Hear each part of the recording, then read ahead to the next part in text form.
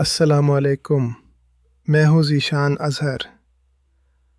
आपने अपने बुज़ुर्गों से सुना होगा कि बेटा हमारे दौर में एक दिन में इतने काम हो जाते थे कि थक जाते थे मगर वक्त ख़त्म नहीं होता था। लेकिन आज हम सुबह उठते हैं और देखते ही देखते शाम हो जाती है। हफ्ते महीनों में और महीने सालों में बदल रहे हैं। रसूलुल्लाह सल्लल्लाहु अलैहि वसल्लम ने फरमाया था, क़यामत कायम न होगी यहाँ तक कि ज़माना करीब हो जाएगा।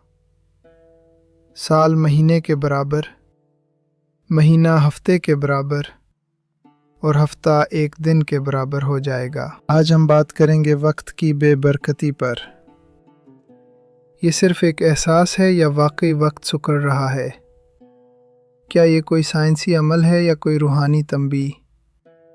आइए इस राज से पर्दा उठाते हैं। सही इब्न हिब्बान की यह हदीस आज हमारे सामने एक खुली हकीकत बनकर खड़ी है।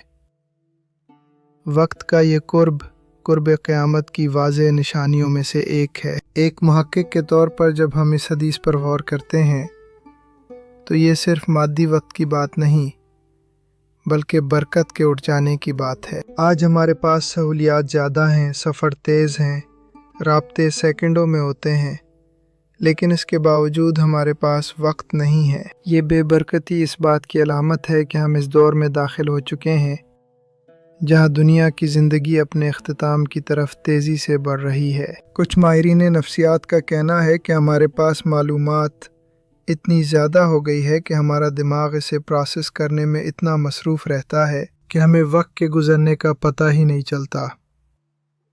सोशल मीडिया का एक घंटा हमें चंद मिनट मालूम होता है। लेकिन एक और नज़रिया शूमान रेजोनेंस का भी है जो ज़मीन की थरथराहट से मुताल्लिक़ है। कुछ लोग मानते हैं कि ज़मीन की फ्रीक्वेंसी बदल रही है, ताहम मोमिन के लिए सबसे बड़ी हकीकत अल्लाह के रसूल सल्लल्लाहु अलैहि वसल्लम की खबर है कि बरकत सिर्फ मादी चीज़ों में नहीं बल्कि वक्त में भी होती है जो गुनाहों की कसरत की वजह से उठा ली गई है। वक्त की बेबरकती की एक बड़ी वजह गफलत है। हमने अपने 24 घंटे उन चीज़ों में बांट दिए हैं जिनका हमारी आखिरत से कोई ताल्लुक़ नहीं। जब इंसान अल्लाह की याद से गाफिल होता है तो उसके वक्त से बरकत छीन ली जाती है। बरकत का मतलब ये था कि थोड़े वक्त में बहुत ज़्यादा काम हो जाना। आज हम बहुत ज़्यादा वक्त में भी कुछ ख़ास हासिल नहीं कर पाते। फितनों के उस दौर में हमारा मोबाइल फ़ोन हमारा सबसे बड़ा वक्त का चोर बन चुका है। हम अल्लाह के दिए हुए वक्त को उसी की नाफरमानी में सिर्फ कर रहे हैं, तो फिर सुकून और बरकत की उम्मीद कैसे रखी जा सकती है? मेरे भाइयों और बहनों, वक्त का ये तेज़ी से गुज़रना हमें पुकार कर कह रहा है कि क़यामत करीब है। अपनी तरजीहात बदलें। अपने वक्त में बरकत लाने के लिए तिलावत कुरान और ज़िक्र इलाही को जगह दें। अगली किस्त में हम बात करेंगे बुलंद और बाला इमारतों का मुकाबला पर कि कैसे रेगिस्तानों में बनने वाले टावर्स हमें क़यामत की खबर दे रहे हैं। क्या आपको भी लगता है कि अब साल महीनों की तरह गुजर रहे हैं?